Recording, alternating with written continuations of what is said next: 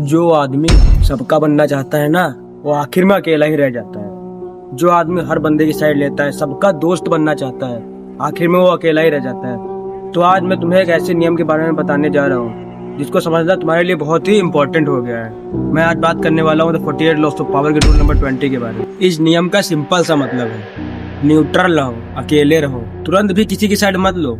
कहीं भी कुछ हो गया, कहीं भी लड़ाई हो गई, फाइट हो गई, तुम जाके तुरंत किसी की भी साइड ले लेते हो। तुम अपनी इंडिपेंडेंट लोगों के हाथ में खुद ही सौंप देते हो, अपनी पावर खुद ही लोगों को दे देते हो। इसलिए न्यूट्रल रहना शुरू करो, तुरंत किसी के बस सपोर्ट मत करो। इस दुनिया में हर बंदा एक ग्रुप में डिवाइड है, फ्रेंड्स, एनिमीज, पॉलिटिक्स फाइट्स और भी फैमिली फाइट, जितने भी रिलेशन है, वो हर बंदा चाहता है कि तुम उनके ग्रुप में आओ। कहीं भी कोई लफड़ा हो जाए तुम उनके ग्रुप में रहो। लेकिन जो पावरफुल बंदा होता है, जो अपने दिमाग से चलता है, वो इनकी बातों को समझ जाता है, वो न्यूट्रल रहता है, वो किसी की साइड नहीं जाता। वो किसी की साइड नहीं जाता, वो सिर्फ अकेला खड़ा रहता है, वो किसी की साइड नहीं बोलता।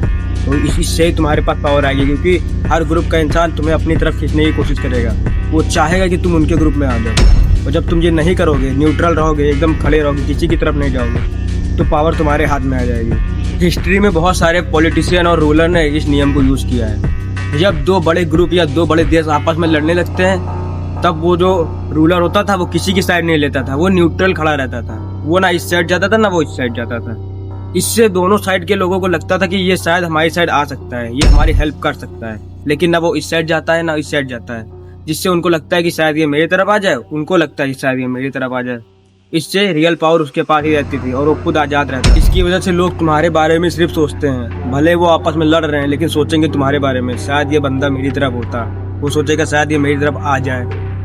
इसी की वजह से पावर तुम्हारे पास होती है, क्योंकि सब तुम्हारे ही बारे में सोच रहे हैं। लेकिन अगर तुम जल्दी तुरंत ही किसी की भी साइड ले लेते हो, कहीं पे भी कुछ हुआ, तुम गए तुरंत तुमने किसी की भी साइड ले ली, तो ये 3 प्रॉब्लम तुम्हारे साथ हो सकती है। पहली प्रॉब्लम, अगर तुमने तुरंत किसी की साइड ले ली, तो जो जिस साइड में तुम गए हो उसके सामने वाले साइड जो लोग हैं, वो तुम्हें अपना दुश्मन मान बैठेंगे, क्योंकि तुमने एक साइड ले ली, तो अपोजिट साइड वाले तुम्हें अपना दुश्मन मानेंगे। दूसरा, तुम अपनी आज़ादी खुद ही खो देते हो, क्योंकि तुम अब दूसरे ग्रुप में जुड़ चुके हो। वो जैसा बोलेंगे तुम्हें वैसा करना पड़ेगा, क्योंकि तुम उनके ग्रुप में जुड़ चुके हो। अपनी आज़ादी तुमने खुद ही खो दी। तीसरा, लोग तुम्हें कंट्रोल कर सकते हैं बड़ी आराम से, इजीली तुम्हें कोई भी कंट्रोल तब कर सकता है, क्योंकि तुम दूसरे के ग्रुप में जा चुके हो। तुमने अपनी इंडिपेंडेंट खुद ही खो दी। इससे तुम वीक बन जाते हो, अपनी पर्सनैलिटी को खुद ही कमजोर कर लेते हो। अब इस बात को एक रियल एग्जाम्पल है, समझो। मान लो तुम अपने ऑफिस या स्कूल गए हो और वहाँ पे 2 लोग लड़ रहे हैं आपस में 2 लोग लड़ रहे हैं।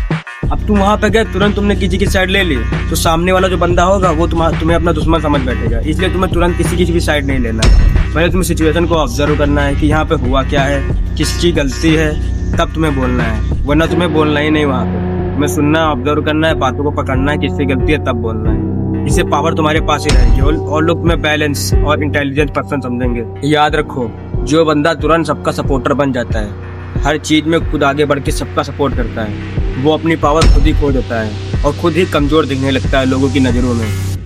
और जो बंदा जानता है कि मुझे कहाँ पे बोलना है, मुझे न्यूट्रल रहना, वो अपने आप को न्यूट्रल रखना भी जानता है। रियल पावर तो उसके पास ही होती है। तो ये लो यहीं पे एंड होता है। अब मेरी मुलाकात तुमसे कब हो ये तुम्हें भी नहीं पता, ये रील तुम्हारी फीड से कब गायब हो जाए ये तुम्हें भी नहीं पता। इसलिए मुझे अभी फॉलो कर लो, क्योंकि मैं द 48 लॉस ऑफ पावर के रूल नंबर 48 सारे रूल इसके एक्सप्लेन करने वाला हूँ, और कल मैं द 48 लॉस ऑफ पावर के रूल नंबर 21 के बारे में बात करने वाला हूँ।